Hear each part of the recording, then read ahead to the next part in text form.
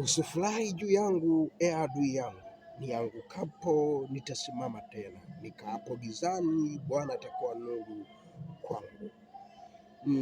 Nitaivumilia ghadhabu ya Bwana, kwa kuwa nimemwasi, hata atakaponitetea teto langu na kunifanyia hukumu. Atanileta nje kwenye nuru, nami nitaiona haki yake. Ndipo adui yangu ataliona jambo hilo, na aibu itamfunika. Yeye aliyeniambia, yuko wapi Bwana Mungu wako? Macho yangu yatamtazama sasa. Atakanyagwa kama matope ya njia kuu. Ni siku ya kujengwa kuta zako. Siku hiyo mpaka utasongezwa mbali. Siku hiyo watakujia kutoka Ashuru na miji ya Misri. Bwana Yesu asifiwe. Haleluya.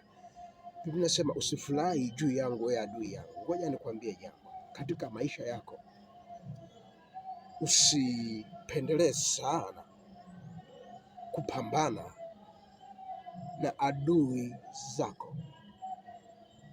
Usipende kubishana na adui zako. Katikati ya maneno ya adui zako na katikati ya uadui wa adui zako, imarisha uhusiano wako na Mungu. Ndio maana nasema hivi, mimi nitamtazamia Bwana, nikaapo gizani, Bwana atakuwa nuru yangu.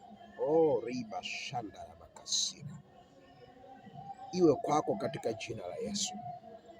Usiwatizame adui zako, mtazame Mungu wako ambaye ndo anajua anakutoa wapi, anakupeleka wapi.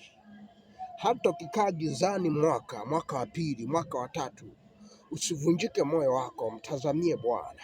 Mtazamie Bwana. Nasema hivi, mtazamie Bwana.